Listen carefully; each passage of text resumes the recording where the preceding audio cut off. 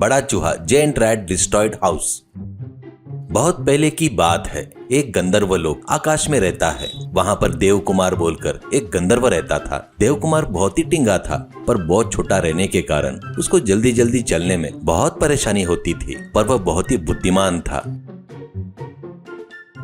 और एक दिन देव कुमार, मैं सबके जैसा जल्दी जल्दी नहीं चल पा रहा हूँ, इसलिए एक विमान बना लिया तो उसमें चढ़कर जहाँ भी जाना हो जा सकते हैं करके सोचता है। उस तरह कुमार बड़ी मेहनत से एक विमान बनाना शुरू करता है। कुछ समय बाद वह विमान पूरी तरीके से बन जाता है। अब कुमार उस विमान में जीवरस डालकर उसको चलाना शुरू करता है। वो वैसे हवा में उड़कर पूरे गंधर्व लोक में घूम रहा था, तो कुमार बहुत ही खुश होता है। एक दिन कुमार अपने विमान से जाते हुए, अब मुझे ये गंधर्व लोक देख देख कर मैं ऊब गया हूँ, देखने की बिल्कुल इच्छा नहीं हो रही है, इसलिए बहुत सुंदर धरती है, वहाँ पर जाकर उनकी सुंदरता देख कर आऊंगा। ऐसा सोचकर उसने अपने विमान को धरती की तरफ मोड़ दिया और कुमार विमान में बैठकर उड़ते हुए धरती की सुंदरता को देखते हुए उसका आनंद ले रहा था। अब उसका विमान एक जंगल में उड़ रहा था। उस जंगल में एक बहुत बड़ा चूहा उसका घर बनाकर उसमें रह रहा था। विमान हवा में उड़ रहा था तो उसमें कोई अचानक समस्या आ जाती है। उससे विमान ऊपर से नीचे गिर जाता है। वो सिंह आकार के चूहे के घर के ऊपर गिरता है। उस झटके से चूहे का घर पूरा हिलकर वो चूहा बाहर आता है।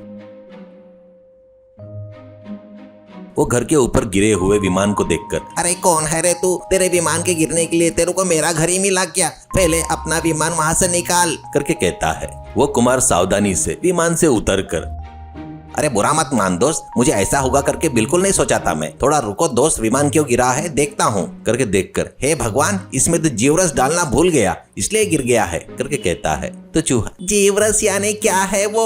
उसके बगैर विमान उड़ेगा नहीं क्या?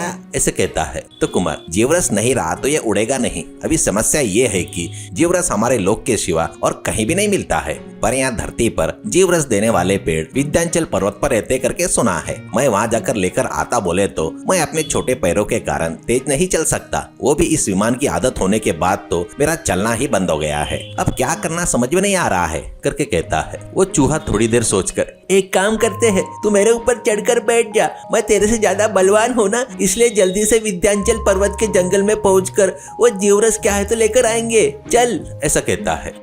कुमार रस भरने के लिए एक बर्तन लेकर चूहे के ऊपर बैठ जाता है। चूहा बड़ी तेजी से दौड़ने लगता है।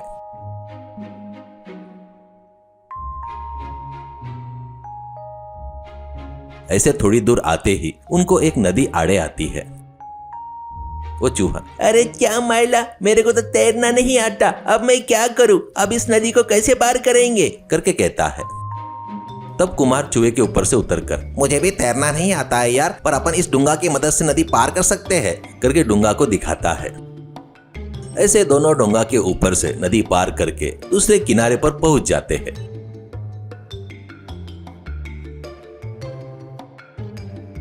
और बड़ी मेहनत से उस डुंगा को किनारे पर खींचते हैं। ऐसे उनका सफर फिर से शुरू होता है। कुछ देर दौड़ने के बाद चूहा बहुत ही थक जाता है। बाद में धीरे धीरे चलने लगता है। कुछ देर बाद चलना नहीं होने से वो रुककर, अरे यार मैं बहुत थक गया हूँ, अब मैं और नहीं चल सकता, यहाँ पर पत्थर और कांटे भी बहुत ज्यादा है, चल वापिस जाएंगे ऐसा कहता है। कुमार चूहे के ऊपर से उतरकर, इतनी सी बात के लिए वापिस चलेगे तो कैसे दोस्त? तू मेरे चप्पल पहन ले, तुझे कांटे नहीं चुभेंगे ऐसा कहते हुए अपने चप्पल निकालकर चूहे को पहनाता है। सफर अब फिर से शुरू हो जाता है।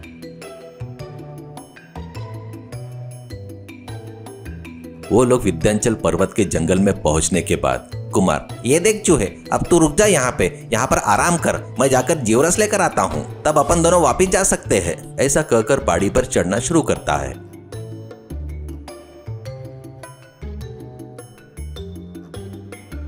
चूहा बहुत थका होने के कारण वो सोते ही गहरी नींद में चले जाता है। और कुमार जाकर एक पेड़ से जीवरस लेकर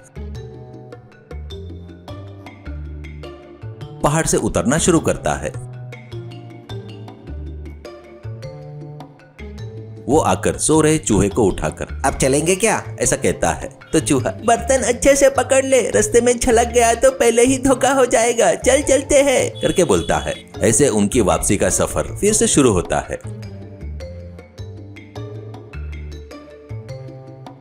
अब वो आखिरकार चूहे के घर के पास पहुंच जाते हैं।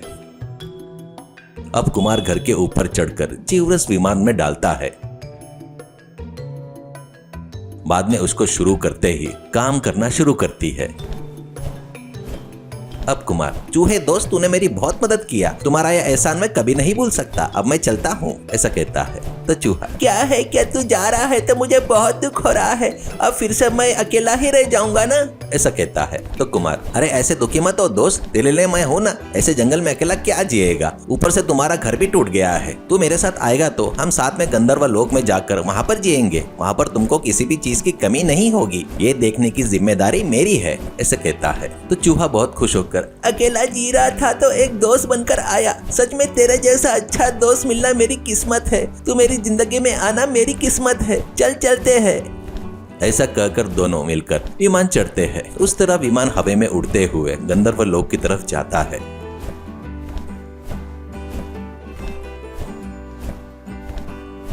गंधर्व लोक में अब वो दोनों बहुत खुशी से प्यार से जी रहे हैं।